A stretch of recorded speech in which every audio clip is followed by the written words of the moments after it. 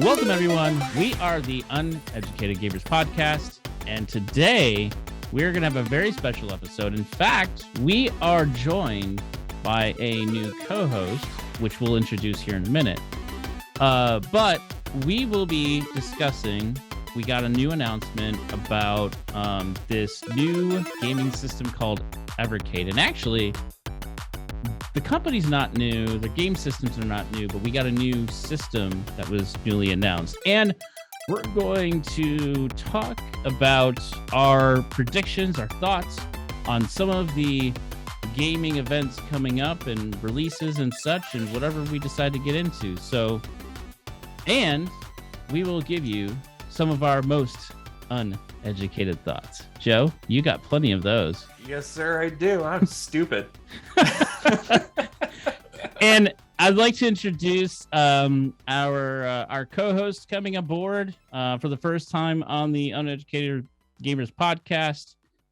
He is also a person who I've met through playing a game called Magic the Gathering, and man, you've heard of it, yeah. It's around. So Mike, welcome aboard, and how are you doing, buddy? Hello, everyone. Glad to be here. For now.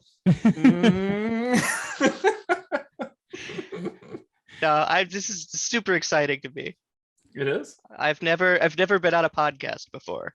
Oh, so forgive my not being good at being on a podcast-ness. well, you'll fit right in with the rest of us. I actually don't think there is a thing about being good or bad, so I think we're okay. Yeah. So Just be cool.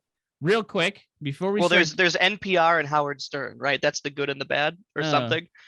Mm-hmm. Yeah, but is NPR really a podcasting network? I mean, It actually kind of is. Okay. Fun fact, I listen to NPR a lot. Same. They do a lot of podcasts. Okay. Anyway. All right. So let's go around the horn, and let's talk about what's in our cup or glass today. And Mike, why don't we, since you're new on the block, why don't we go ahead and start with you? What are you drinking today? And I was deeply inspired by the man, the Spiffing Brit, and got myself a box of Yorkshire Gold tea on Amazon, and it's fantastic tea. And that's what I'm drinking. I was not told that we were going to be doing a craft beer thing today, or I would have brought something more interesting. It's interesting enough. Yeah. I mean, who just sits down and drinks Yorkshire tea? I do. It's Yorkshire tea or Four Roses bourbon. All right. One of these will leave you functioning and the other one won't. Or both together. Oh, you know what? That's actually not a bad idea. All right. Good idea. What about you, Joe? What do you got today? I got the Costco special. The Costco special. Irish Death. Oh, okay. What kind of beer is Irish Death? I don't know. It's a dark, smooth ale, and it's got a high alcohol content, and it's in a tall boy. So within 20 minutes, I'm gonna be drunk. Well, I'm joining you with the tall boy, and I have so this is a local brewery in Chicago area called Half Acre. The beer is their first beer that they ever created was called Daisy Cutter, and so ever since then they've been making a bunch of different beers. And so I found out that they created a double Daisy Cutter. They're really branching out there. The double Daisy Cutter. Well, it's a pale ale with more ale. Daisy Cutter the third, First Blood. I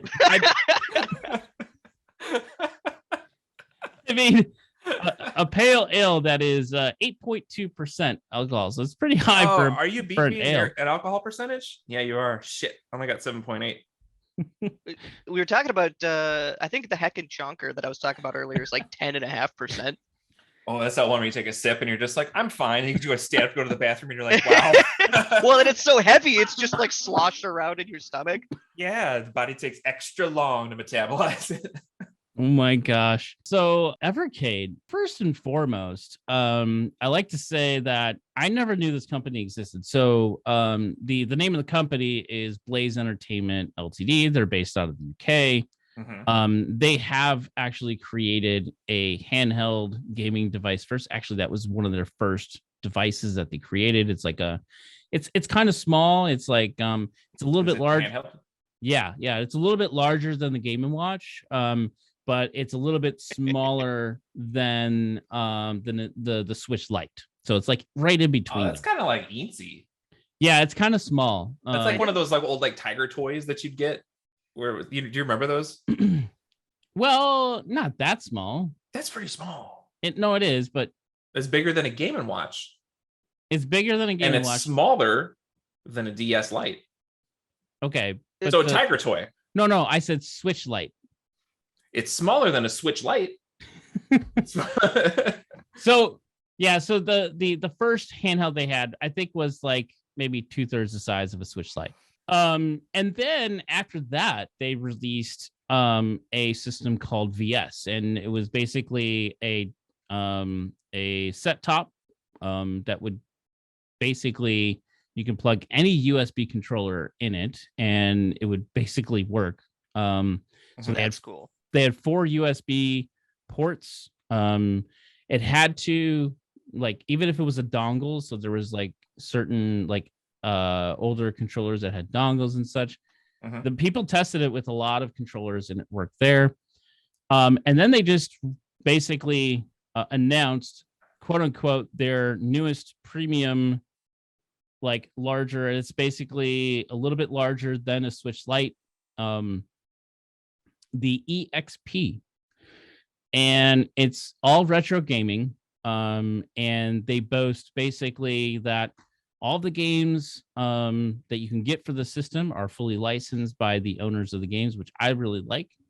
I think right now they boast over 300 games available. This machine also has what they call a tape mode, and it's basically flipping it 90 degrees and be able to play it vertically, which is pretty sweet because there's some arcade games and some old school games that play vertically. Galaga, Centipede. Yeah. Speaking of which, nice shirt. Yeah, I came prepared. I had my wife press my suit for this busting out the gear for it. It was like, oh, I'm gonna bring up Centipede. Oh, yes. I'm gonna bring up Centipede. I gotta do it. I gotta do hours. But I mean, it comes with a 4.3 IPS screen. It has Wi-Fi. We'll talk about that in a little bit because there's some. I dug deep into some of the information around this because I was kind of curious. So I'll talk about that in a minute. Now, the system only says about 4 to 5 hours of playtime, which is by and large most of the handheld systems. That's kind of small, but I think that's okay because it is a smaller system. Still better than the Game Gear. Well, yeah. Yeah. But the other cool thing is the system and actually their whole ecosystem is based around physical media, right? They when you buy a game from them, you get like an old school, like it's like an old school like case. I think of it as do you remember like the Genesis case? Yeah, the old Genesis jewel cases, yeah. The black case where you open up. So you get the plastic case, and they're all numbered, with a actual paper manual and a color manual of all the games that are in it, and the cartridge. Some of them come with 6 games, some of them come with 7. It just depends on who the games are by, the developer of the game, the licensee of the game. So whether it's Delico or Television or what have you. And to be honest with you, like seeing this thing for only, so US will go for $149.99. Hold on a second. What? That's in pounds. No, that's in euros. Nope. Yep, it says euros right here. Yep. Go to the third one. The last Shut one up. is $149.99 US. How does that fucking make any sense? Isn't it manufactured in the UK? It would be more expensive in the Yeah. US, even if you're not going to do the Are currency translation, So- right? Exactly. So hold on. Okay, fine. All right, explain it. So my understanding is they have a direct to consumer deal with Amazon and a few other US based companies, which allows them to keep the price down That's cool. for US purchasing. Okay. So they have a really good selling model. They've been, like I said, they've been doing this now for good 5 or 6 years. So I just found out about them through this announcement. The coolest thing that I can say about this, and the thing that is amazing to me, is the cartridges. They are designing their systems to use the same cartridge for all of their systems. That's cool. That's like Neo Geo back in the day. Yeah. Remember that shit? Yep. Yeah. And so their cartridges also allow you to do cross save. So in other words, if you play on the handheld Mhm. and you have the desktop, the set top version of it, the game will save on the cartridge, and you can go plug that into your set top and you can play the save game that you had on the handheld. Okay. That's a cool idea. I mean, that sounds cool. I mean, that's pretty sweet if you really I mean, think it about is. I mean, It is. The set top adds a lot of value to that. Yeah. but I you think kinda need to without have the all set of it, top, though. I'm still a little skeptical. Exactly, because you need to buy more shit in order to make like an ecosystem for it. Right. And then you got to carry around fucking cartridges. I love retro games, and I love how much they add to video games as an artistic medium. And I don't like is locked in ecosystems. Yeah. Yeah. I mean, but I think in my opinion, it's an ecosystem, but the ecosystem is even though it's their own ecosystem, they're dedicated to not replace their cartridges at any point. So basically the technology that they put into their cartridges, they'll be able to expand over time to both have 8-bit and 32-bit games in here as they get new licenses. So in other words, Mhm. they can expand, pretty wide as they gain licenses from other companies. And that's cool. And I Are also the games rewritten to work specifically with the hardware, or is it equivalently just a licensed ROM on an SD card? so it is all basically emulation, right? Hmm. It's all emulation through the cart. It's probably the But easiest way to do it. what they Yeah, well, do- that makes the expandability much easier. yeah. Mhm. And so what they do is their emulation is custom emulation that's built to their hardware. So then they have it mapped to the system hardware. Mhm. And the cool thing is, and this is specifically right now on the VS version, the set top version, you could say, I could take my Xbox 360 controller, like say, that's the controller I love playing with. I'm going to play with that. You can plug that sucker in. You can remap all the controls and map them how you want. You can customize. go. So you could basically, you can use this system. They make it to where you could do what you want with the system. Yeah. That's awesome. Well, and the VS, that's like the shit you'd hook up to the TV. It's the non-handheld version of this. I mean, it's honestly not that expensive. It's But like did you $100. say the VS doesn't dock the EXP, does it? It is not. No. Okay. No, it's the cartridge that's the link between. Oh, that's right. Yeah. It just transfers. Yeah. I mean, Which- it's kind of cool. Like I who like playing does ColecoVision. who's done that? Like nobody's done that. But no, not just ColecoVision though. Like I know, but I'm just saying. they got NES, they got arcade, they got Wait, they have thing- NES? Yeah, they have some NES games. in That surprises me. Nintendo's surprises usually me. pretty close-minded about licensing out their stuff. Nintendo is kind of a notoriously fucking asshole about everything. there. Yeah, so the Data East games are Nintendo games. Okay. Well, they were on the Nintendo. They are Right. Nintendo Sure. But games. it's not like Super Mario Brothers. Yeah, no. it's on not like this we're gonna thing. be playing Zelda or some shit. No, Which, no, by no. the way, I recently tried to replay Super Mario Brothers on a knockoff Xbox controller. That didn't feel right. Nope. I still say the best controller to play old school games with is the fucking PlayStation 1 DualShock. Just, it's got the best D-pad.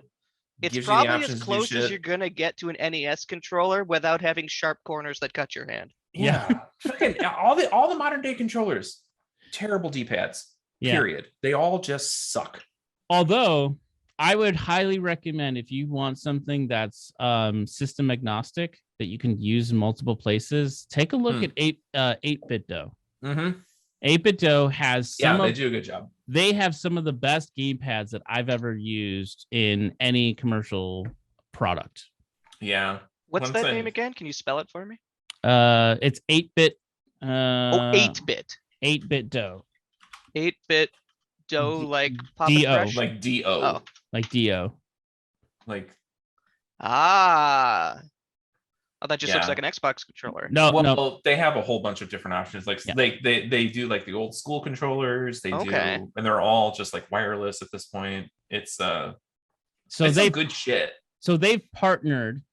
Xbox has partnered with 8-Bit Do to have 8-Bit Do create some officially licensed Xbox controllers with 8-Bit Do's technology, right? But if you go down to like their Bluetooth controllers and their 2.4G controllers, those are their controllers. Did you see this one that's built out to look like an arcade machine? Yeah. With a suite full of buttons and a joystick? That looks fun. Yeah. Right. That's like the old school Nintendo joystick, if you remember those. What was that motherfucker called? Power Stick?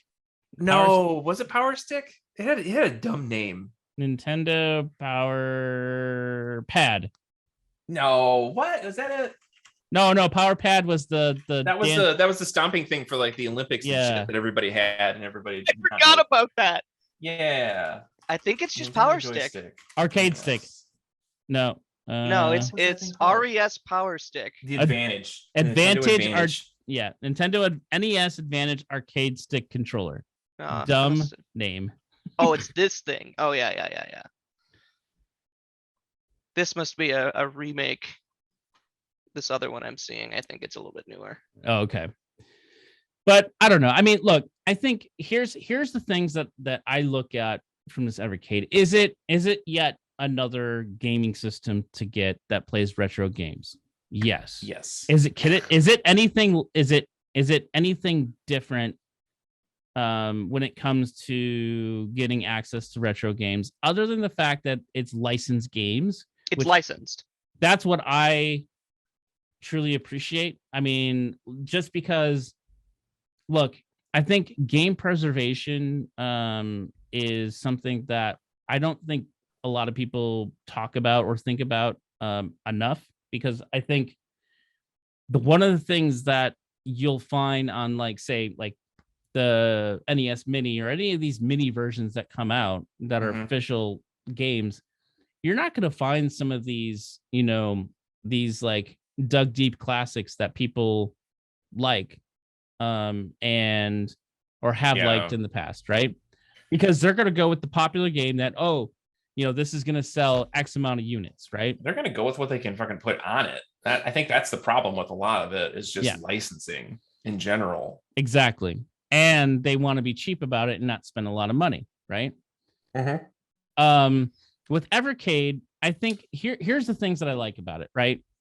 One, licensed games. Number two, a cartridge ecosystem that they anticipate being in their any of the systems that they make, right? That in itself, that's unusual. There's not what other system other than a single generation jump between, like say Wii to GameCube or, what have you. Yeah. It doesn't happen where these independent companies will sit there and make a game, a set of, basically get games that they can put on multiple systems, because they have to pay licensing for each system. Right.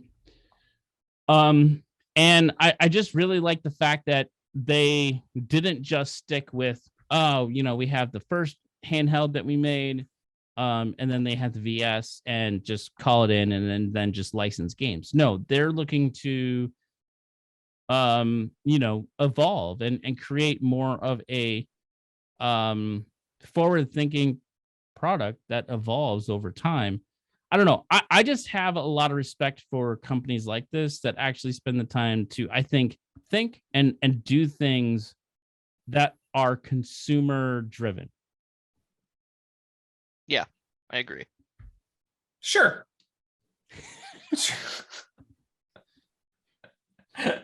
No, it's fine. It's fine. I agree with like what you're saying. I'm just a little morally gray when it comes to old school games like this, where I'm just like, what do you do? It's abandonware. Toss it in with the other Linux ISOs, right? Yeah, it's just like, oh, no. Well, I mean, I'm gonna play Zaxxon. Hey, look, PC has RetroArch. Oh no, weird. Oh, yeah, it's one of those things where it's just like, okay, but I don't really do a lot of like super retro arcade, or anything like that. So I don't know. Hi, Kendall.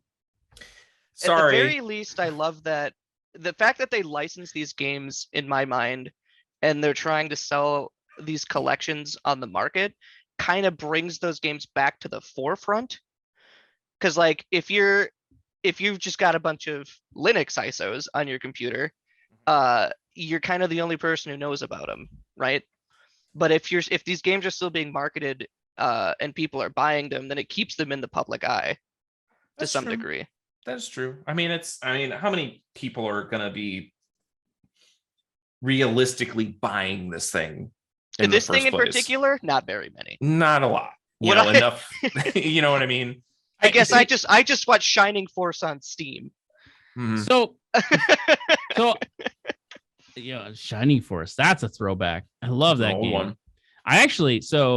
I discovered on not my $70,000 arcade system, Joe. It's $100,000. No. You what, mate? I have an arcade. Dude, this dude spent $100 fucking grand on an arcade system. Oh, now it's $100 grand. Now it's $100 grand. Mm-hmm. No, that's not true. He also plays Magic the Gathering. I know. He spent like $300,000 on his Magic set. Goodness gracious, this guy. No, so I bought a custom arcade system. You fucking guy. I'm not your buddy, guy. So I bought a custom arcade system that has 70,000 games on it. $1 per game. Shut up. And I actually found out that in Japan, they've been continuing the Shining Force series. I don't know if you know that. No, like recently? In the last 5 or 7 years, yeah.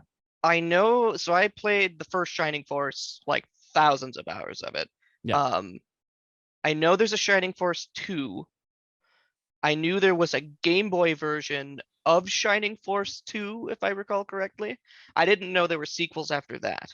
So there's 3 arcade versions of Shining Force, like arcade game versions of Shining Force. Hard game to make an arcade game out of, I imagine. They did it. In Japan, they did it. And I played it. Different. And it is super fun. So if I can ever get you back out to my house, I'll boot it up for you and I'll show you. It's pretty freaking sweet. Let's transition to we're gonna have a lot of interesting announcements coming up in the next month or so with a bunch of the different showcases and video game events. Just to name a few, we got Summer Games Fest, we got Tribeca Games Spotlight, we got the Xbox and Bethesda Game Showcase. In August, we got QuakeCon, which I think will be kind of fun. Then we got Gamescom. Fun. What's that? It's always kind of fun. Yeah, it's always. But I've never been to one. No, but I've always watched it online. It's kind of fun. It's like watching somebody else have sex. Right. Kind of fun. It's like, I guess I'm having a good time, but it's not the same. Right. More fun if you were there. Yeah. If I could at least smell the smells. Those gamer, the kind of smelly smell that smells smelly. Ludo smell. No, go to PAX Unplugged. There's some smells for you. Yeah. Go to a Magic Grand Prix. Been to one of those. I usually get sick every time. Yeah, I wonder why. Not a lot of hygiene going on over there. PAX Unplugged is much worse, I think, than a Magic Fest or a GP. Really? Yeah, everyone's unwashed and dressed as My Little Pony. Ooh, somebody's been touching their butt and giving everybody the stink palm. They are a stink palm. Okay. You know it. It. Let's not go there. Not go there. No, but I'm just saying, how many times have you been in a restroom and you're like just peeing and you hear somebody else come in and they pee and then they just walk out? Or somebody just takes like one of those like loud ass farts. I have so many terrible public restroom stories that are way worse, and that will probably not be discussed here today. Yeah, that's fine. We can save it for next episode. But it's just one of those things where it's just like, just think about that for a second. And anyway, the hypochondriac corner. Oh, jeez. I'm about as far as hypochondriac as they get. Public bathrooms still gross me out. They should. I know, Mike. So not to call you out, but I know. No, I know you're starting a Twitch channel, and you're starting getting into streaming video games. Yeah. And you're getting back into the video game, like what's been going on in the video game industry. Yeah. Me and Joe try to do our best to understand what's going on, but don't always know what's going on. We just a lot of conjecture. Yeah. But one of the things that I think is interesting is, we're still moving into this next round of actually really the most important video game conferences of the year, right? Because this sets us up for the holiday season. And we're all virtual again, right? No E3. E3 was canceled. We had an episode on that, Joe, that we talked about it. Probably permanently. Yeah. And really? Are they not bringing it back at all? Well, we'll see. It's a lot of logistics, I imagine. Yeah, they kind of need a rework. Yeah. Of sorts. But we have Summer Games Fest. We have the individual gaming companies like Xbox, Bethesda, and Nintendo, Sony. Now, real quick, Mike, what is your primary way to play video games? Is it computer, or do you have consoles? I have an Xbox. It's an outdated Xbox. I think it's a one. So like 2 generations behind now. But it'll actually still play most of the Xbox games that still come out. So wait, it's only 1 generation behind now, isn't it? Xbox. You're thinking 360. No, Xbox One is actually 2. Because there's the One X, and then there was the One X. That doesn't fucking count. It's One X, and Series X. That's the one. Series X, the stupidest naming. Yeah. The sex box, as people call it. They call it that? Yeah. I've been missing out. So I guess I have a sex box these days. I don't know. You do have a sex box, but yeah, I recently switched over to PC. Okay. So I've been enjoying not paying for Xbox Live. That's been great. So what kind of games do you generally prefer playing? Like, what's your jam when it comes to games? Well, or is it all over the place? Kind of. It's really all over the place. Do you play Guild Wars 2? I haven't played it yet. So here's the issue. I played games a crap ton in high school, back when I had a 360 and I had the one game a year that I would get for Christmas or whatever. So I played thousands of hours of Halo 3 and thousands of hours of Tomb Raider on the PS1. And then yes, fantastic game. I have this problem where I never finish a game. I'll play thousands of hours of the first third of a game and then never finish it. Tomb Raider was one of those. Recently bought the remastered version on Steam so I can try to do that. And that's what I'm doing on my Twitch channel. I'm doing a series of start to finish where I sit down and through several sessions, I get to the end. But yeah, so there's a huge gap in my game knowledge between what was available in like from 99 to 2009. And then I like graduated high school and went to college where I had zero money and like first started getting a job at apartments, still kind of had zero money. And now I have a PC to play with. So that 10 years now, Jesus Christ, is just completely wiped. So I played a lot of Borderlands 2. I recently got on the Xbox and played through Dark Souls, the original Dark Souls remastered. Same. Fantastic game. Right? I used to be a Bethesda fanboy until I've played more non-Bethesda games, and every non-Bethesda game I play is edging it out. Right. And then you look back at those other games and at Bethesda games and you're just kind of like, these kind of suck, don't they? They kind of do. Dark Souls in 2014 was just better Skyrim. 2014, that might have been Dark Souls 2, but it was about that time. I don't know. Just better Skyrim by every measure. I've never thought about it that way, but I think you're right. So Joe, I don't think we've necessarily gone around before and talked about what we played. So why don't we go ahead and kind of divert to you now and talk about, what do you play on today? What systems do you play on, or what systems do you actively have that you have played games on, and what are your favorite sort of genres, or what's your jam? Well, I'm the owner and operator sometimes of a Nintendo Switch if my wife has not completely taken it with her everywhere she goes, or doesn't get mad at me because she didn't save her Animal Crossing and I was just like, yep, gonna go play Slay the Spire. That's a fun. That looks really fun. I haven't tried that game yet. Oh, you like card games, right? I do like card games. You would fucking love Slay the Spire. It's on my Steam wish list. At some point, I'll check it out. Just do it. Like it's totally worth it. Like it's one of those games where it's like, I don't like card games, but I'm more into like roguelikes and shit like that. And it's both, right? It's a roguelike card game. Yeah.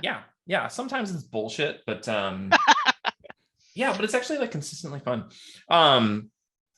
But yeah, I generally play on a Switch, but like my mainstay is PC, because I mean, it's just like, hey, you want to do everything? Get a PC. Okay, done.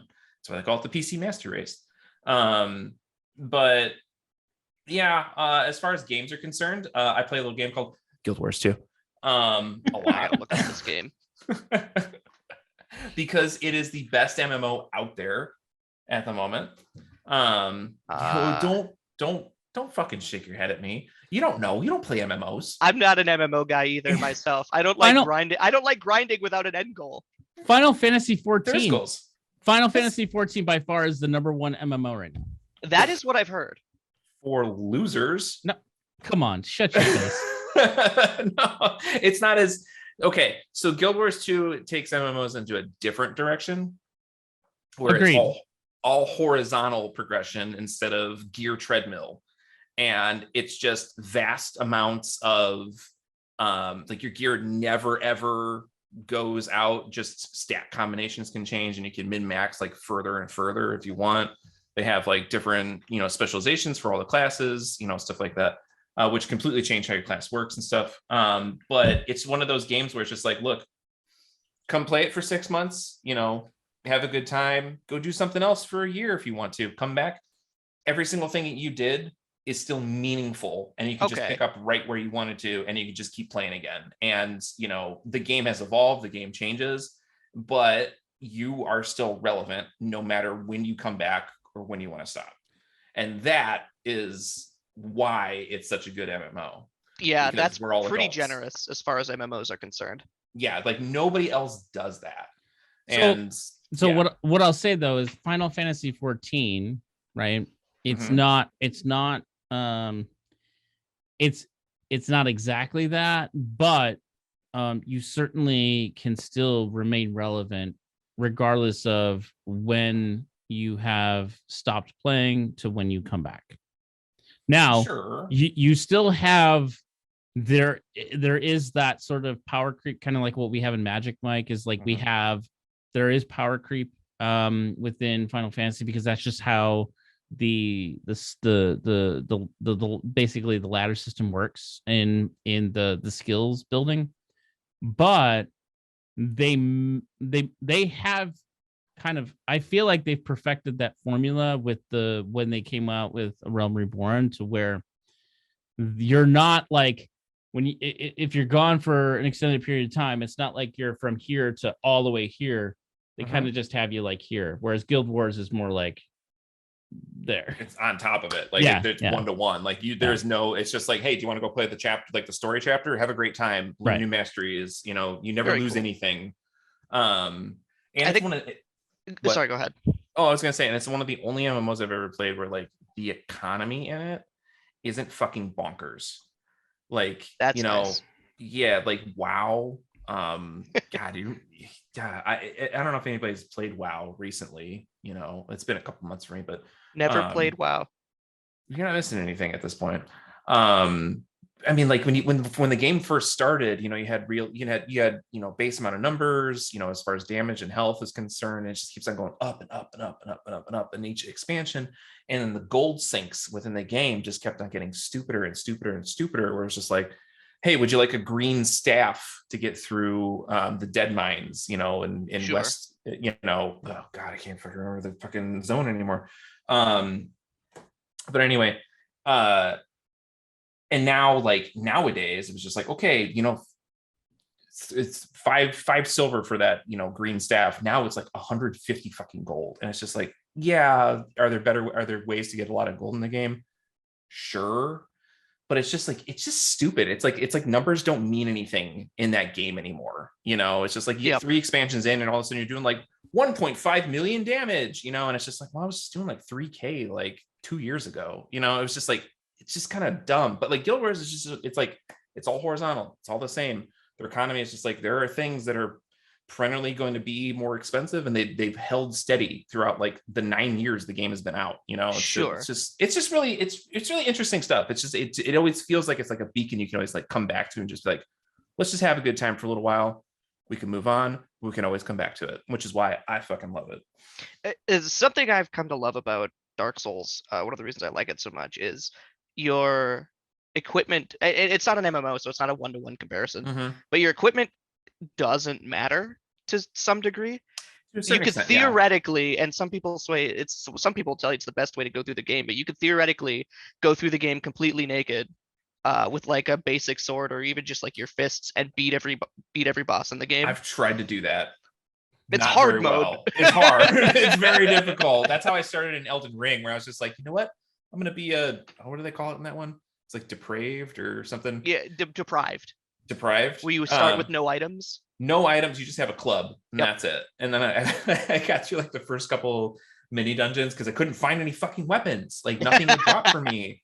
And I got through all that shit, and I was just like, yeah, I'm really good at this game. I'm going to put this down and not play it again. Like, I don't know.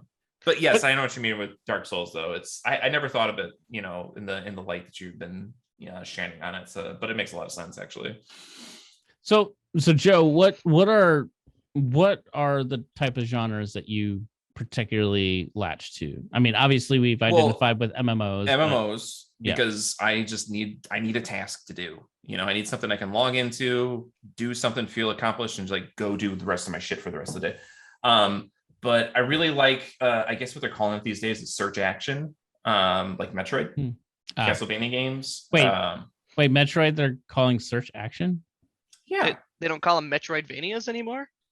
Well, it's something that from what I can tell just came out like alongside of Metroid Dread is just like the new genre that we're just like search action is what they're calling it these days. But Metroidvania is the exact same thing, where it's just like, I'm in a maze, I ran into a wall, go find an item, come back to said wall and blow it up, stuff like that.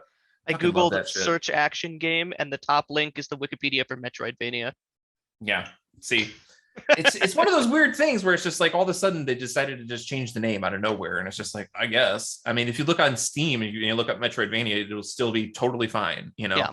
But yeah, like games like Hollow Knight, Blasphemy, Ori and the Blind Forest. I get one of those games, especially like indie games that come out of nowhere like that. Love it. I'll just lose myself in it.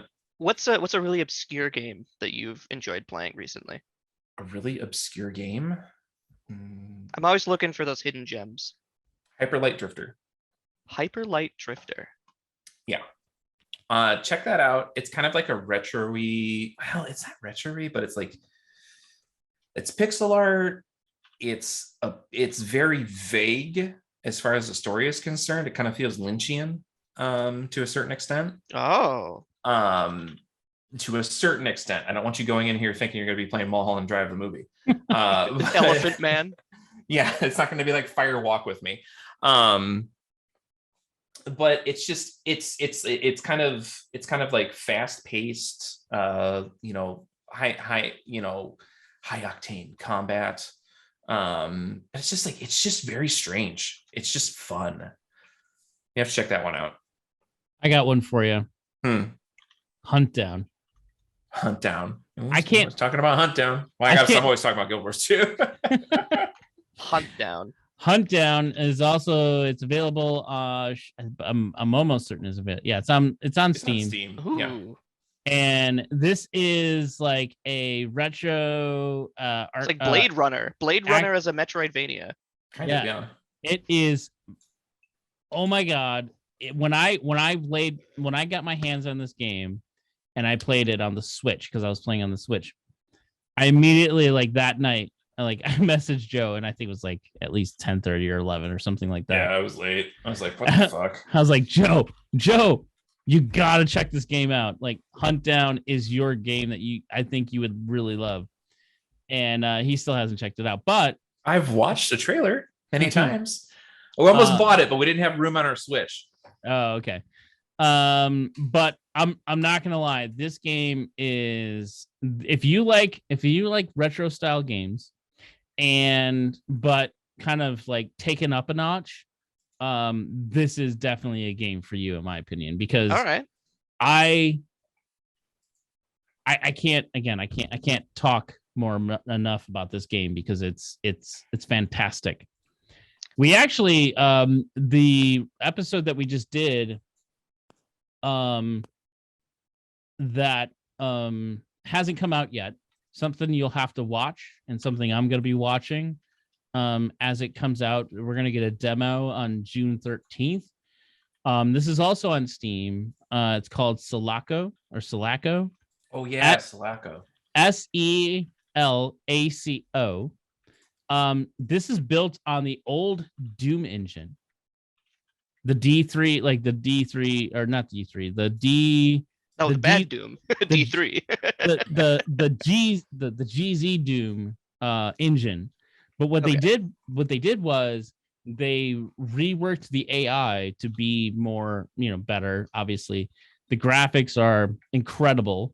And you actually have destructive environments. You have that's always fun. It is freaking cool looking. And my favorite part is they're like, the demo comes out June 13th. The full release comes out in 2255. You're such a sucker for lore. little Easter eggs like that. I just love it. It's like it's great. I think it's good flavor. And so anyways. So when is the actual release date? Do we know? 2255. Okay. Well, the way everything else is going, we'll probably be here next fucking month. How it feels like getting older. Yeah, right. Oh, no, but those are the two that I would highly recommend if you're looking for something to kind of dig into. I think Selaco is going to come out as a free demo on June 13th. Okay. So neither one of those, by the way, we're not sponsored by any of those games. I just truly enjoy. We make no money whatsoever. No, not Wait, at all. You guys are getting paid? No.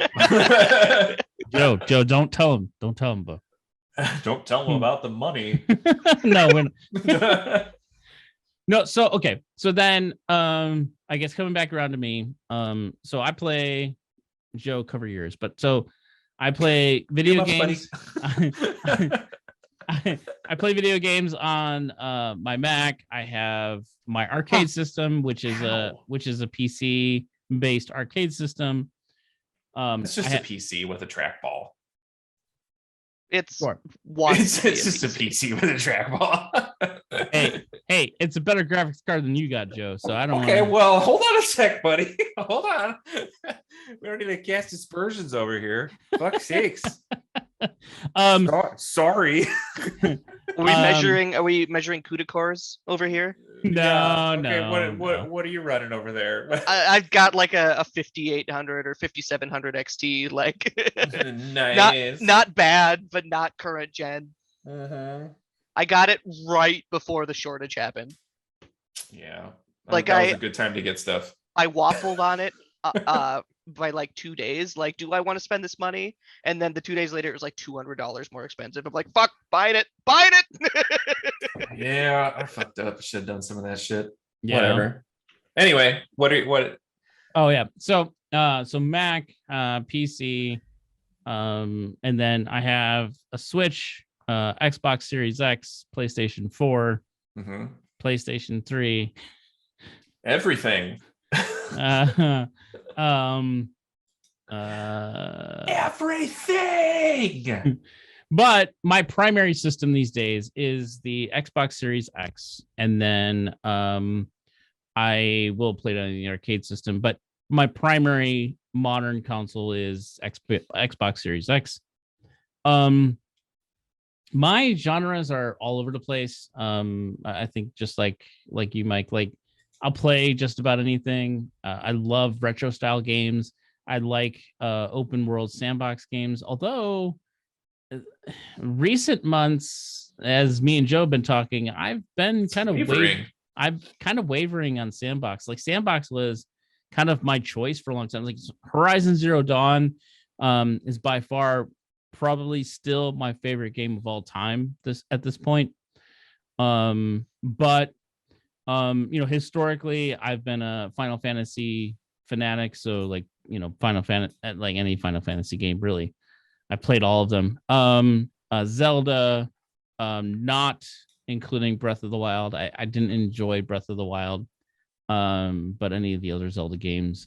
Unpopular opinion. Very unpopular opinion. I don't know, man. People are coming around to it. Actually, I've been seeing that a lot. Like, people are being like, "It was okay."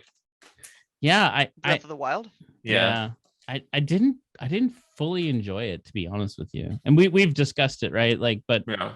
To kind of bring Mike up to speed, we had a conversation about Zelda games, and the honest thought that I when Breath of the Wild 2 was announced, I was like, yeah, okay. I really didn't care. And I'm a huge, so when Link's Awakening came out on the Switch, I snapped on it. I was like, snap by, absolutely. I need to play that shit. That is by far the best remaster of Zelda that I've played so far. The only bit of Zelda I've ever played is like 5 minutes of the opening sequence of the original NES game.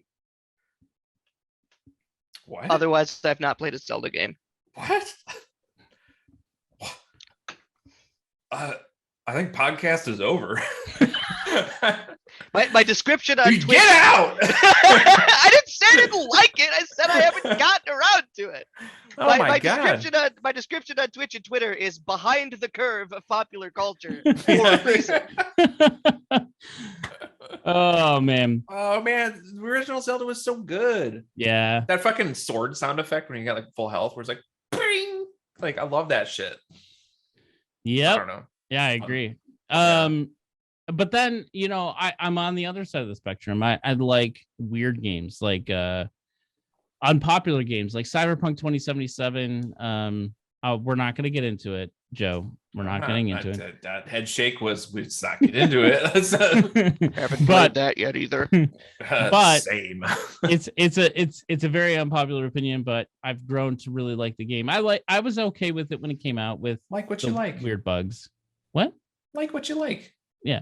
But things like No Man's Sky, and I'm just Star Wars games, like, I will try any of them. I don't care. Oh, dude, have we ever sat down and talked about the latest what was it, Squadrons? Did we ever sit down and talk about that one together? We haven't yet. Oh man, I like that one a lot. Yeah. So I liked it and I hated it at the same time, actually. I actually, I mean, I don't know if you played it recently, but some of the updates they've made is pretty. It's the TIE Defenders and the B-Wings. It's really good stuff. So, anyways, my point is, I'm all over the place when it comes. I'm all over the map when it comes to games. And I play on multiple different systems. So, kind of the reason why I wanted to go around the table on this and kind of start with this kind of conversation is knowing that I know, Joe, you don't have a lot of time to play video games, and neither do I. But I still enjoy and still look forward to seeing what is the one game that I could pick up this next year. And one of the things that I have been thinking about is what would be something that would hook you in, that you're like, damn it, I have to buy that. I have to try it. I don't care if I have to have one less beer in my fridge or two, depending on the game. What would get you to buy a particular game in this next month or two with these like a new game? Yeah, new game. What even is coming out in the next couple of months? Holy shit. But no. Warhammer Darktide. It's free to play. Regardless of that, though, like, not game that you are aware that's coming out, but what characteristics of a game would make you say, I need to buy that? Pass. It's you, Mike. I don't know. Honestly, I don't know. Oh, sorry. Go ahead. No. I'm just saying, I don't know, actually, at this point. I think I've been thinking a lot lately about kind of something which you guys apparently already talked about how shallow open world games have gotten. Yeah. And I think that's honestly at this point a criteria for me. Like, if you're not trying to be an open world game, I'm willing to check you out. I agree with that. I think we're so oversaturated with like these open world sandboxes where it's just like, can they be cool? Yeah, absolutely. And is there a time limit on that? Probably, depending on your attention span. But the perfect open world games that I can say that I've ever played was I never played Dark Souls 2, but Dark Souls 1 remastered and Dark Souls 3 for me. Like, those were almost infinitely replayable. Mm-hmm. It's a set world, but there's exploration within said world, and there's limits to it.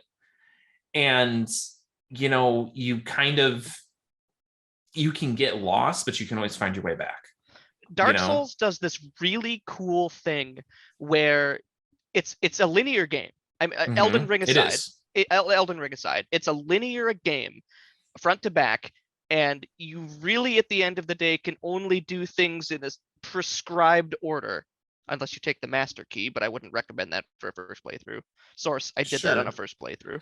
Wow, Peter. But it makes you feel like if you don't want to be railroaded, you don't have to, and the choices you make in the game matter.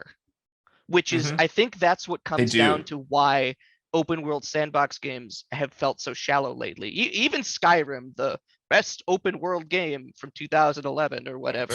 From 2011 and 12 and 13 and 12 and 14 and 13 and 15 and 16. And on the sex box. Yeah. I really came to realize after putting a shit ton of hours into Skyrim that it was just copy and pasted dungeons, and everything I did didn't matter.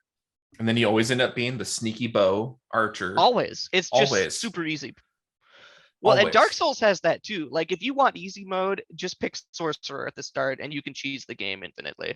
Well, which Dark Souls are you talking about? Okay, in clarity, like I said, I've only played Dark Souls Remastered, the first one. Okay, because sorcery does not start off as easy mode. It ends as easy mode, but getting to that mid-game point is kind of like... In Dark Souls 1? Yeah. Oh, no, it's easy button immediately.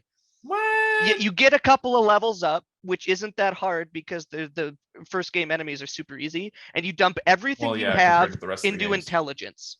Every last point you have goes into intelligence, and you just blow everything away from long range. You just snipe everything. You know, there's that bit in the undead burg when you first come up the stairs, and you've got the two guys with the shields and the pikes by where the merchant is down the stairs. Yeah. They're supposed to be your first challenging enemy, other than going through the castle across the bridge. You just one-shot him with the sorcery.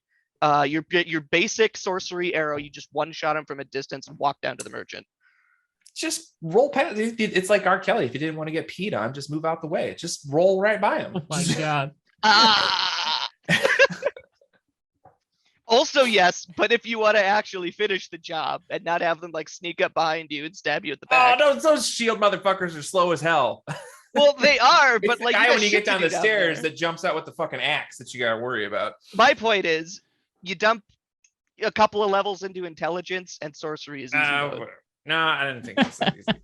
Anyway, what were we talking about? Open world game. Oh, Joe has lower intelligence when it comes to that, so that's why it wasn't so easy. I always end up playing intelligence builds. Joe, you'll need about 6,000 souls to fix that. Keep on losing them. Keep on dying. No, but so I would agree with you guys. So like open world sandbox games, like even Horizon Zero Dawn 2. Look, I was amped for it. I was excited for it. And honestly, I'm kind of medium on it now because the first one was amazing. I think the one thing that I dislike about the sandbox games that are being created these days are they want it to be choose your own adventure. Yeah, but it never is. And it's never super easy to fall in line with what you need to do in order to keep going. So like for instance, Ghost of Tsushima is open world, but it's not sandbox, right? Sucker Punch did a really good job at creating this balance between open world and linear gameplay that carries you through the story, carries you through, and really enables you to have some customization in how you complete the game, but you still need to follow a track of certain levels or certain missions, but they don't call them missions. I can't remember. It's not at the top of my head, but basically you have to go through certain paces to get through the game. But yet you have ways that you can customize your way to get there, right? That to me is like the sweet spot when it comes to open world games, and not be the sandbox kind of crap that I think some of them have been falling in this trap with, right? For instance, if you're going to include a mechanic like that, it should be there for a reason. Exactly. And if it's not there for a reason, then it's bloat. Exactly. For instance, I think another perfect example is Tomb Raider, like the newest series of Tomb Raider, the reimagining of Tomb Raider. It's open world, but again, it's not sandbox. You still have to follow this path to do certain things, but you can follow your own path to get there. This is where I think I think The Last of Us was an amazing game. The first one was an amazing game. It was by far a revolutionary game that did not break any fabric of game style in any stretch of the imagination. It was very much blueprint of linear gameplay, but it had those touches of open world to allow you to maneuver how you want to maneuver around the map and do certain things. What I think they screwed up on The Last of Us 2 is they wanted to make it more open world and make it slightly sandbox so you could just go where the hell you want. And it then deteriorated the whole purpose of the game.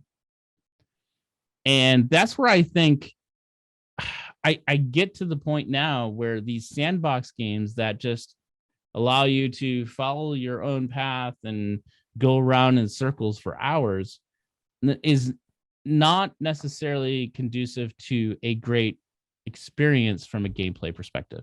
I get lost and I get bored and I put it down and I never finish it. Yeah. I think that's why I like MMOs, because when I'm playing an MMO, I expect to walk around and get lost and go do my own side quests and not worry about all this other bullshit. You know, it's the same problem I have with Breath of the Wild, Witcher 3, Fallout 4, Fallout New Vegas, where it's just like, I'm gonna go do a side quest because it's here. Yep. You know, and then, oh, you know what? There's another side quest that's kind of close. I'm gonna do that. And I just kind of like do this little, you know, if the objective is here, I just kind of veer off this way completely. And then I'm so far over here, I have no idea what the actual story is at a certain point. And I'm just like, fuck it. You know, I played Breath of the Wild. I beat all the Guardians, everything. And I was about to walk into Ganon's castle, and I literally just put the game down and I haven't touched it since. Never beat it. I did that exact same thing with Fallout New Vegas. I got to the battle at the dam at the end and then left to do other things. Yeah, it's just so weird. I mean, it's like, did I get my money's worth out of the game? Did I get entertainment out of it? Yeah. You know, I'm not faulting the game because it's like, oh, you couldn't get to the end. Wow, way to suck. But like, I don't know. It just, as I get through, as I play more and more of those games, I understand what I like and I don't like. And now I'm just kind of turned off to a gigantic open world, you know, because it's just like, I know I'm never going to beat it. I think we're starting to experience the end of a cultural shift where, you know, for a while, I think gamers demanded, they valued their game for a while in number of hours of entertainment. Yeah. Which I understand. You're paying $60, $70 a game on top of hundreds of dollars for a console, thousands of dollars for a PC, things like that. If you're going to put the money in, you want it to be worth your time and reinvestment. Right. But you start like, if you're just lengthening a game, if you're just tacking onto that number and not serving the game itself as a work of art, it detracts from it. It just becomes flat. It's like leaving a soda out too long. I think overall, right, is going back to one of your comments when we started kind of going down this path, Mike, is that bloat factor, right? And I think we're really starting to find, you know, what good game developers are and what game developers are just trying to make something happen, right? And what I mean by that is not saying that they're phoning it in or they're calling it in, but they're leaning into what consumers are asking for or wanting, not realizing, or they think they want. Looking at metadata, essentially. Yeah, right. It's a natural conclusion of capitalism. Like, increase the number that increases my paycheck. Yeah, exactly. Take the shit to the max. Exactly. And not focusing on like things like, you know, like Sucker Punch with Ghost of Tsushima, is to really just focus on what their vision is. And I think that is both, I mean, it's just a product of the business, but at the same time, which you can't blame them for. No, you know, they got to make their money. Games are expensive to make. Yeah, but I think that's why the Souls series has been always so perennially popular.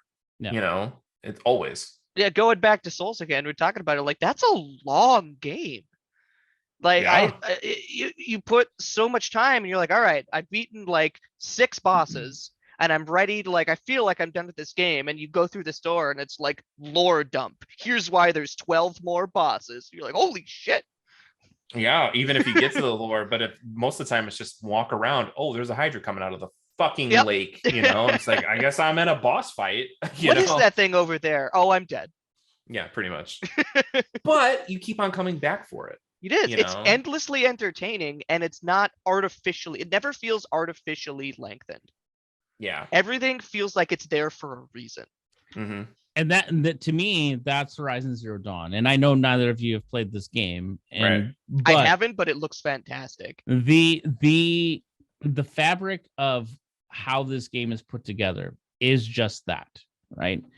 I know I mentioned this before in one of our other episodes, Joe, and I don't want to compare Dark Souls to Horizon Zero Dawn because they don't compare. They're not the same, yeah. But what I can faithfully say is the way that Horizon Zero Dawn is constructed is you can actually complete the main quest if you want in 30 to 40 hours if you want to breeze through it. Sure. Here's the thing. I put 130 hours in that game. Not because of the main quest. Mm-hmm. It's because of it's because everything else in the game that you can explore, that you can upgrade, you can find, you can do, you can this, you can that. And the game itself is beyond enjoyable, and it just sucks you in because that's how that game operates. And we need more games like that. So I'm going to start this off with what I am looking for in 2022/2023 in a video game. And that's a game that allows us to have the freedom to explore and do what we want within a game with limits, of course. I mean, based on their structure and their story and what have you. But the idea here is to create that next Dark Souls / Horizon Zero Dawn / Tomb Raider game that allows you to be immersive into the game and play the game how you want rather than the game dictating how you play. And what I mean by dictating, because they can still hold your hand throughout the game. Yeah, that is acceptable. What I'm saying is, it can't be something that is saying you got to do this, then you got to do that, then you got to do this, and then you got to do that before you get to do that. Well, yeah, it's kind of like the magic of Super Metroid. Once you know how to play the game, where it's just like, just sequence break it, just do whatever you want, have a great time within limits, of course. But you don't need to go this route. You do whatever you want. I like that shit. I don't know. I think we've gone too far with Elden Ring, and I want them to take a step back. I haven't played it yet. It looks fantastic, but it is good. Is it fun? Yeah. Is the combat varied to a certain extent?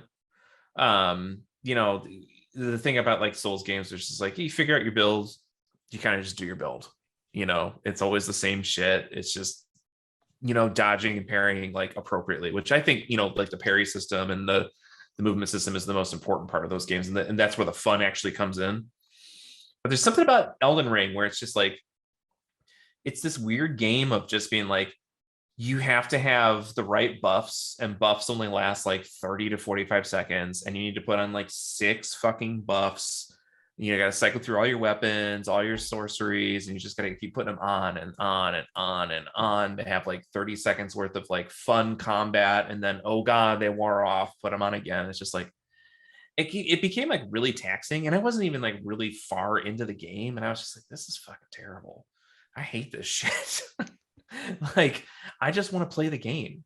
Like I always invariably with like MMOs and stuff, like I always veer towards like PvP, because it's just like, I don't want to deal with buffs. I don't want to deal with this. I just want to be like, am I better than you?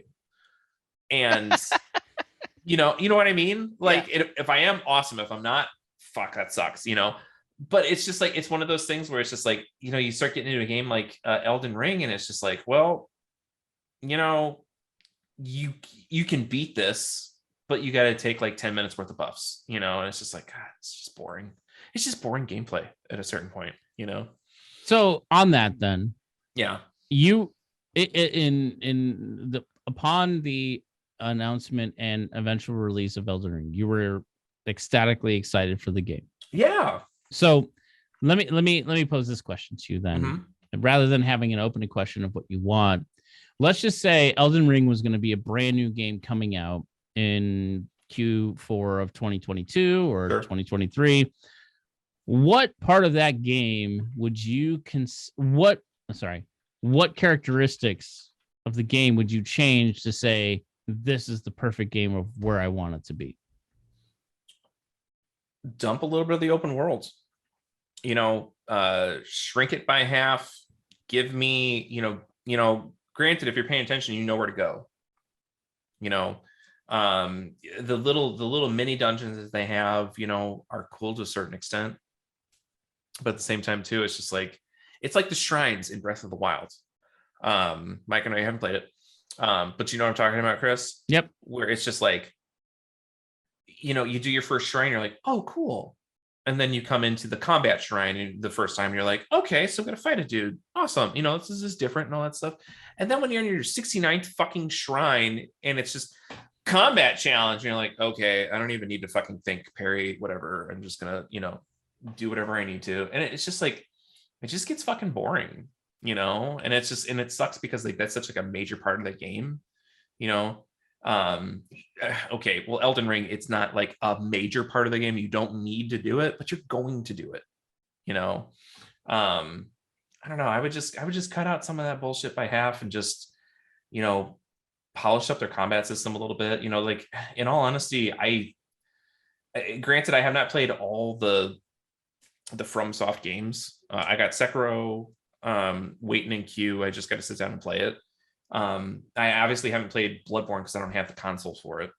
If that ever comes out on PC, I'm going to pick that up. But it's just like, I really feel like they found that sweet spot before Elden Ring. And with Elden Ring, I think they just kind of went a little too far. It's a little too punishing and a little too boring.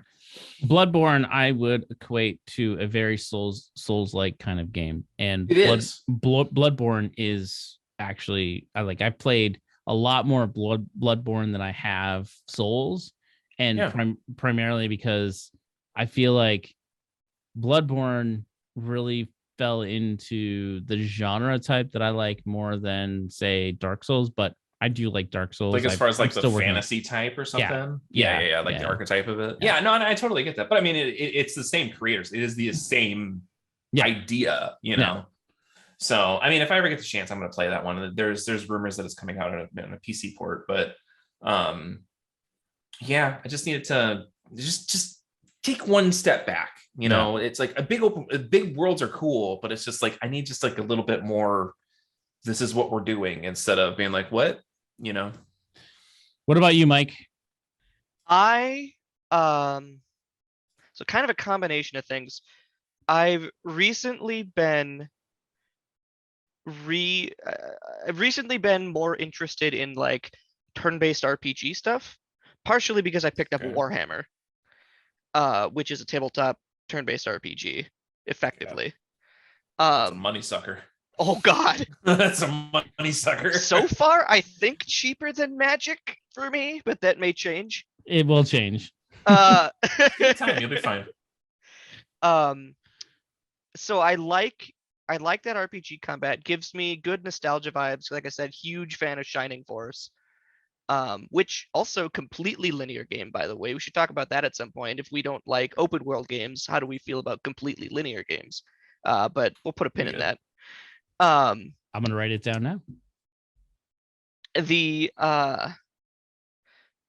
turn-based combat, and I want to care about the characters. Again, I think that's another downfall of completely open world games is you don't give a shit about anyone in this game, least of all yourself. Back in the day, I was a huge fan of Halo, which writing is cool but flimsy at best. But I felt invested in the character and what he was doing, and how the world affected him as much as he affected the world, that kind of thing.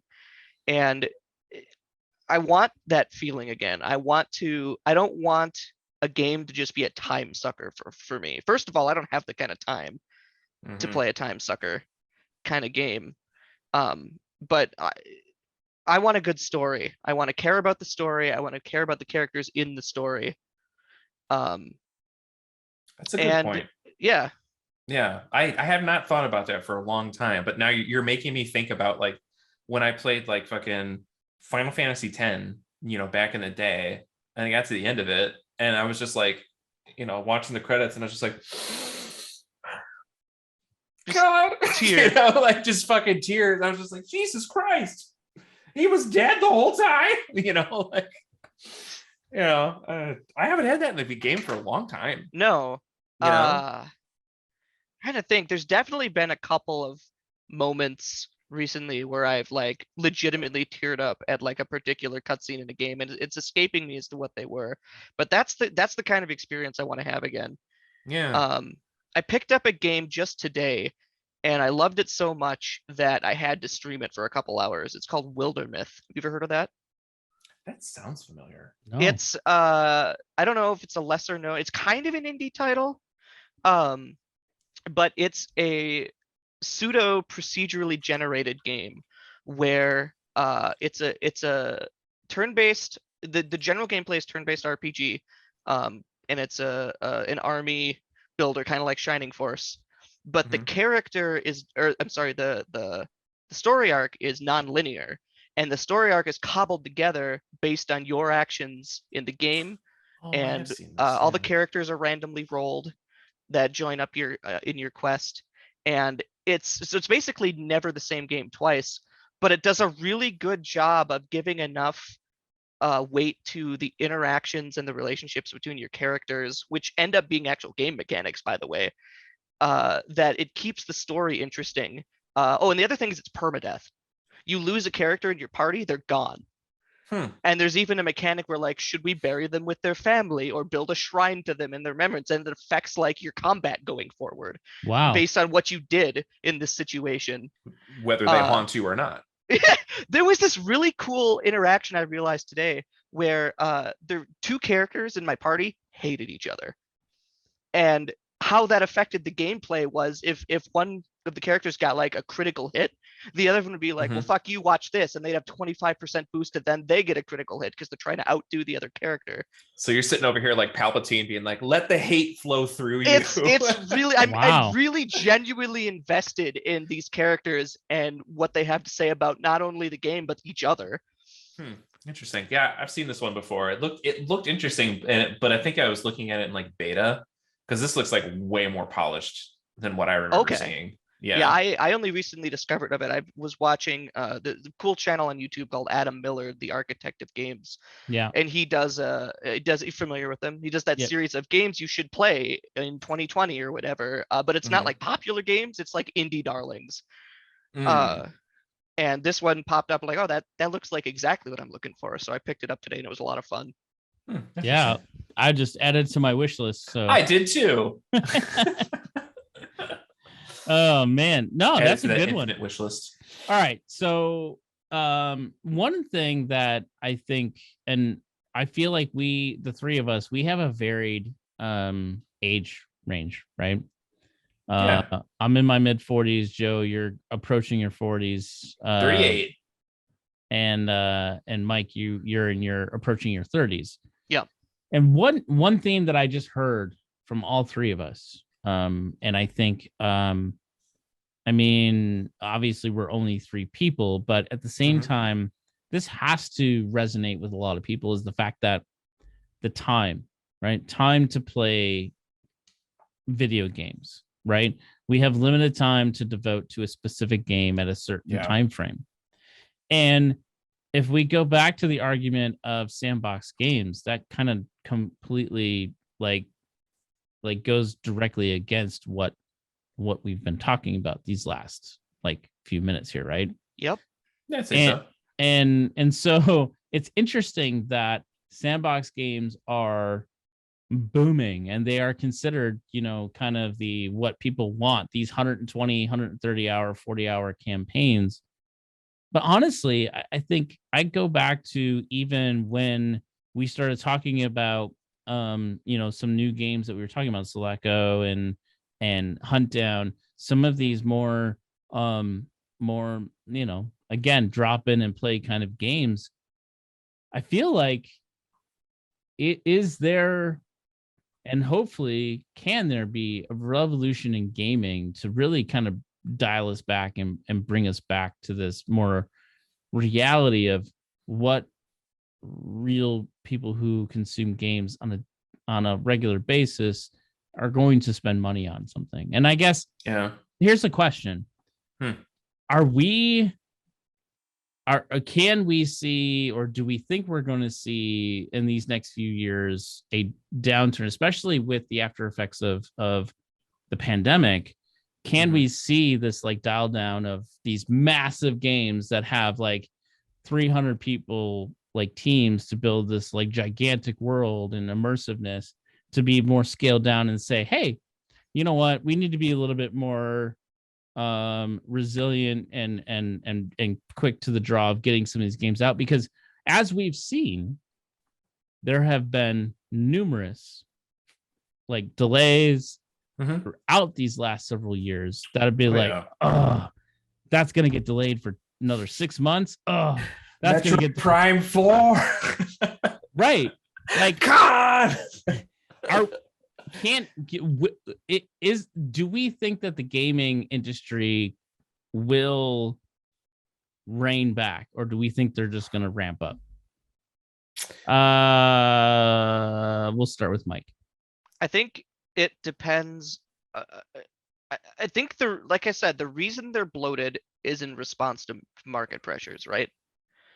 People wanted longer games or thought they wanted longer games, so filler got added. It's just like the McDonald's thing. We want food, we want it fast. Well, you need filler to do that, because that's the only reason you stay with market costs. I think the only way we get better, more condensed, more thought out games is if the market pressure is there to ask for it.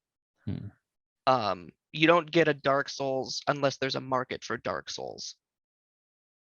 True. Which go ahead. No. I guess on that same vein, I guess that I think you're spot on. But the question I ask there then is, does the market have to bear that, or does the business model need to predicate the want to do that? Well, the business doesn't give a shit about the customer at the end of the day. They just want number go up. Well, I mean, okay. So like I think of things like, like Hello Games, right? Hello Games has thought about the customer for the last 4 years, right? Sure. There are these companies that Supergiant, right? They have thought about the customer before they've thought about actually actually going back to the retro game company that we were talking about, that they've been thinking about the customer more than they've been thinking about, what's the next format we're going to create to have them spend more money. So I guess the question is, my additional thought there, not question. My additional thought there is does it truly need to be the market demand? I think now more than ever, maybe not.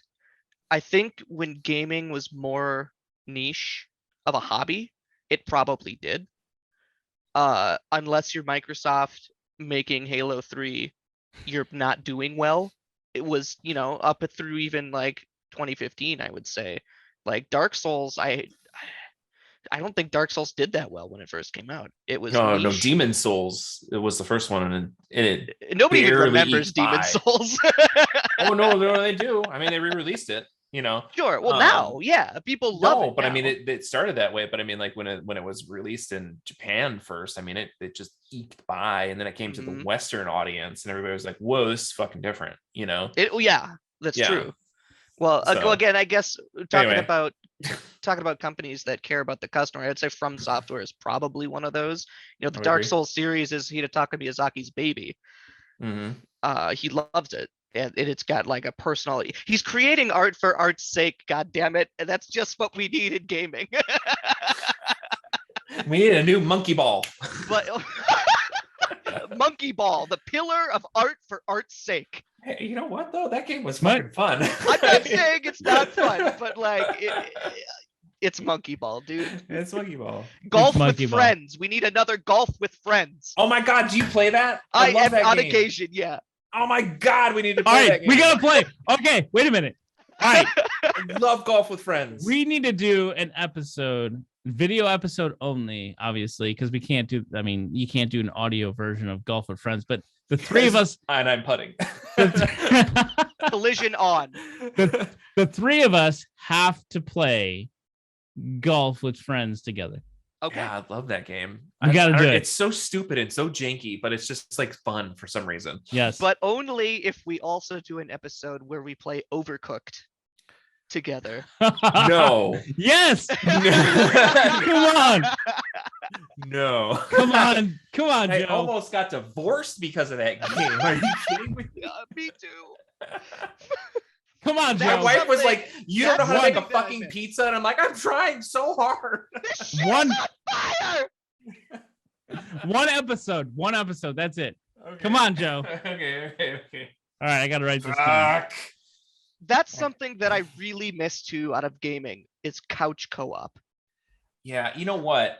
We just picked up the N64 mod for the Switch. It's not a mod. It's the you know what I'm talking officially about? supported. Yeah, the officially right? supported, Nintendo N64 the expansion pack. That's what it's called. My wife wanted to get it for a while, and I was like, dude, we don't need this. It's like we're gonna pay $70 a fucking year for games we already goddamn own, But it's the old argument where it's just like, yeah, but it's on the system I'm playing now, so let's do it. Man, we sat down this past weekend and we started playing Mario Golf. Fuck, it was fun. Yeah. Like, it's been a while since we've played like shit together like that. And it was just like, yeah, she's better than me at golf. Yeah. But IRL though, I think I got her. But you're just more willing to haul those clubs out. Yeah. So I don't know. But there's something missing in my gaming diet. I don't quite know what it is, but I think I'd like gaming as more of an emotion to go in the future. Just to, like, take a step back for a minute, where it's just like I want to feel something when I play the games, that I'm doing, like Guild Wars 2. The story in it's got its ups and downs. You are not some immortal hero. You are just an average person that just happens to be in the right place at the wrong time, type of thing. And I will admit, there's parts in that story too where I was just like, damn, that's rough, that's deep, but it's just like it's always so fleeting. It's just like and I just want to, I want one of those games where I'm like super fucking emotionally invested, but I also don't want to play like a JRPG, so yeah. It's kind of weird. It's like I don't really know where to go for some of this stuff. You know what I mean? Yeah. So I'm jonesing for that nostalgia trip of it's 2009 and you've got a friend over and it's 2 a.m. and you guys are like almost asleep, but you're trying to keep your eyes open to keep playing local offline Halo multiplayer, and you're fucking around with the rocket launcher on Narrows, just hopping back and forth trying to see if you can shoot each other out of the sky. Mm-hmm. Like that's what I miss about the co-op experience. Yeah, I miss like that Quake 2, like doing like kind of like those low pop capture the flag games where you had like grappling hook mod. Unreal Tournament, man. Unreal Tournament was the shit. Unreal Tournament. Yeah. That was the shit back in the day. Okay. So to wrap us up. Yes. To wind us up. To we didn't talk at all about those expos. Well, no, but this is the idea here was to talk about what we want to see, right? Yeah. Okay. So now to reel us in, to give the audience and talk about what is a game that or franchise that we have not heard that has been announced yet, that you would want to see a sequel, a remaster, or new game of some sort. What would you like to see? And so since I'm asking the question, I'm going to start first and let you guys sit in your seat, in the hot seat, thinking about it. Can I guess what your game is going to be? Go ahead. Can I take one guess? You can take one guess. You probably are not going to get it. Alan Wake 2? No. Okay, never mind then. So what I'm looking forward to, or what I would look forward to in 22-23, if a franchise was to come back and do something in the Western market, I would like to see a new Shining Force game, brand new 3D style game. Oh hell yeah! So I've been playing the Japanese arcade version of Shining Force, and I'm in love with it. Like I am. It's all the languages in Japanese. So I've been like, I'll pause the game and I'll put my phone up to translate the words. That's how invested I am in the arcade version of Shining Force right now. Because it's that fun to play. It's interesting to me. So I would really love to see. So for instance, games like what is the like Xenoblade, right? It's the new Shining Force, or sorry, the Shining Force arcade version is like Xenoblade in a way. A little bit more complex and dumbed down at the same time, if that makes any sense. It doesn't on the surface, but if you're a Shining Force player and if you played Xenoblade, I think you might understand. Shining Force was very deep in the action, like the ARPG style gameplay, and that's what I'm really missing. Like Final Fantasy is not doing it anymore. It just really isn't. They've gone to a whole different thing. They're so different these days. There's a game called Evoland that I kind of latched onto with the Switch that I like, but honestly, I'm really looking forward. I really want that consistent ARPG style game that's like Shining Force, that just allows you to just have fun and do what you want to do from that style of game. So that's what I'm looking for. Who's next? Who wants to go? Okay. Jump in. All right, I got it. You know what we all need right now? Oh boy. Okay. Uh-oh. We need local co-op Gauntlet. Oh shit, that's a name I haven't heard since. Local co-op, like Gauntlet Dart Legacy. Yeah. You remember how fun that shit was? Oh shit. Yeah. I gotta stand up now. Yeah. Hell yeah. Local co-op Gauntlet would be fantastic. Man, could you imagine what that would be like on modern systems? You know, you don't need to fucking stop and save individually. Because like the last time I played Gauntlet Dark Legacy on the fucking GameCube. You know they came out with a Gauntlet on the PC. I have it, and it sucks. Yes, it sucks. It totally misses the point. Like it's not. I'll be right back. Keep going. Yeah. But man, that shit was just so fun. Like if you could do it like modern systems, you know, like take that type of gameplay, you know, because like you used to have to like individually save your character on a memory card and be like wait 30 seconds, and the next person had to do it, and the next person, and the next person, all that shit. Just fucking get right to it. Pull up these crazy ass fucking levels. Gameplay mechanics aren't complicated. It's just basically walk around, have fun, find shit. You know, I just want to shoot the gun, you know? Yeah. I just want to shoot the gun. I just want to swing the sword. And I want to do it with my friends sitting next to me because we've got a bowl of chips and some beers and we're having a good time. Right. And you're eating like pretzels because it's not like greasy, you know? Yep. Yeah. Because fuck you if you're going to mess up my controllers. Keep your goddamn Dorito dust off my shit.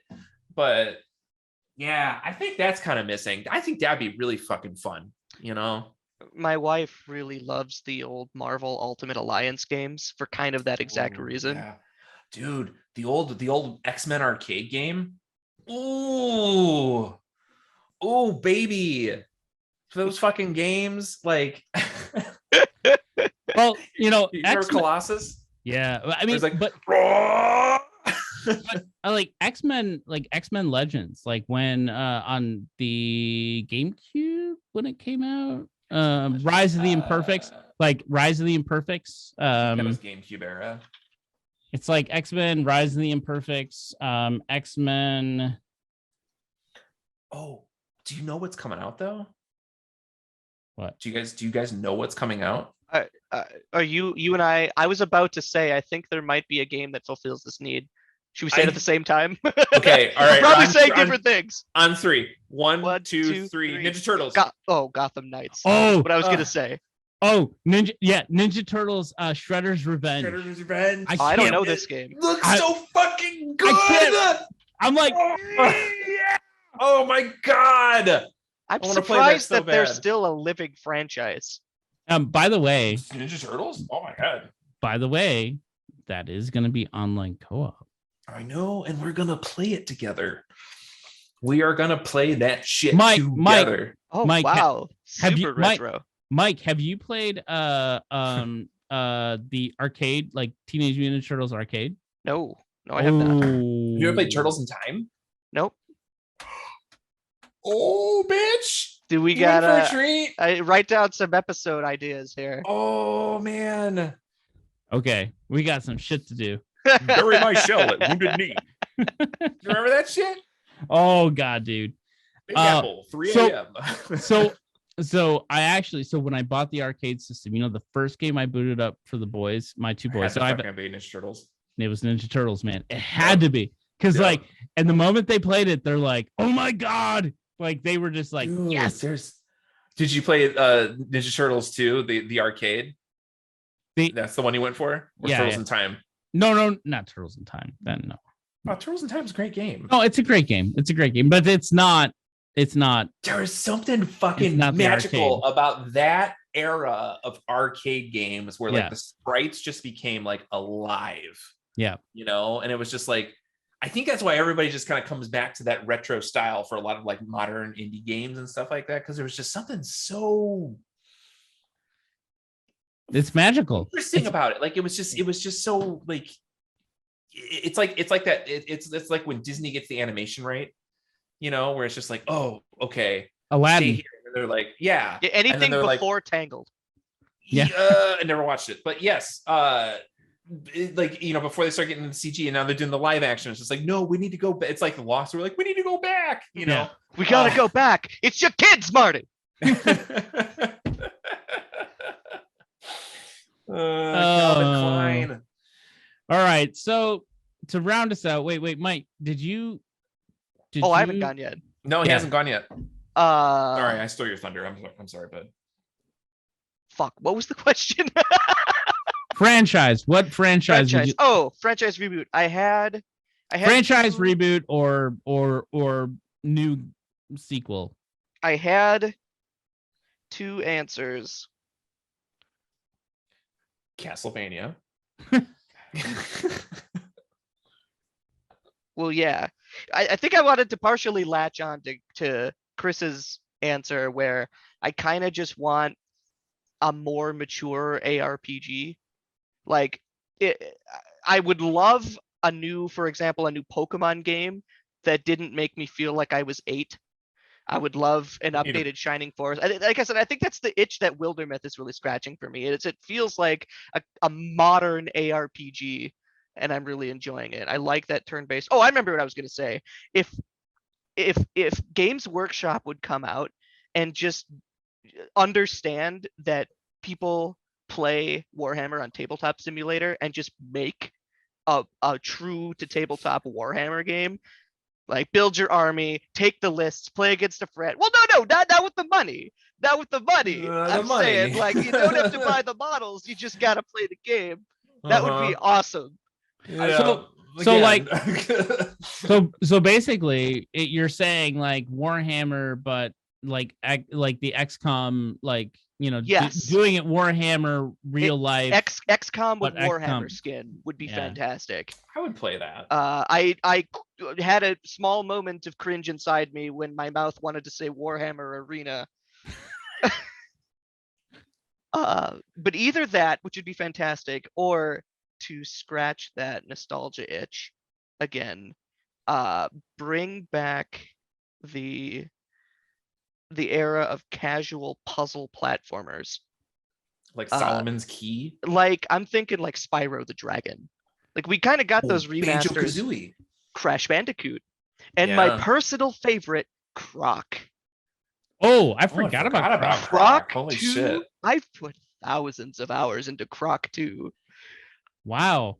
Damn. Yeah. I haven't even thought about that in fucking years. That's a gem. Nice call out. It's an old code. Yeah. But it checks out. It does. No, definitely checks out. Definitely checks out. Do you remember Frogger for the PS1? Vaguely. It was a stupid idea, but it was actually really fun. Wasn't it like a third person kind of like it wasn't overhead Oh, view. wait a minute. I do remember now. Yes. It was overhead. There was like a rotating, it was 3D. It was 3D puzzle platformer, and the camera would rotate. So sometimes you'd be first person, or I'm sorry, sometimes you'd be third person, sometimes you'd be top down, depending on kind of just what the layout of the map needed. But I really did enjoy that. Yeah. Old school like Bomberman. We can go on forever. Yep. So Mike, first off, thanks again for joining us for your first time out, and definitely look forward to subsequent episodes with you and as we move along with some additional fun episodes of multiplayer gaming. Golf with your friends. Golf with your friends. And eventually Ninja Turtles. But Mike, I would like to give you an opportunity to kind of plug your socials and plug your Twitch channel. So if you want, please feel free to plug those now. Oh, thank you. Just getting started up, so I don't have a whole lot for content, but Little Hollow 123 on Twitch. I'm trying to stream every Saturday from about noon to 4. Starting a series where, like I said, I have trouble finishing games, so I'm doing a start to finish series from noon to 4, as many sessions as it takes. I'm going to say we're going to play this game, and we're going to go beginning to end, and we're just going to enjoy the ride. And then I'm Little Hollow on Twitter as well. That's me. Little bonfire is my logo. Little bonfire dude. Little bonfire dude. Like a Dark Souls. Like a Dark Souls. It's a double pun because my last name is Logan, which is a Scottish name meaning the Little Hollow, or the family that lives in the Little Hollow. And I thought that was funny because I'm 5'2" and I'm a hobbit, and I live in the Little Hollow. Dude. Yeah. Yeah. I was like, we've come full circle. This is how. Thanks for listening to our most recent episode of Uneducated Gamers. You can go to Galaxy Game TV to post comments on each of our episodes, or if you have a question or a topic you would like us to include in an episode, feel free to leave a comment. Until next week, we bid you farewell.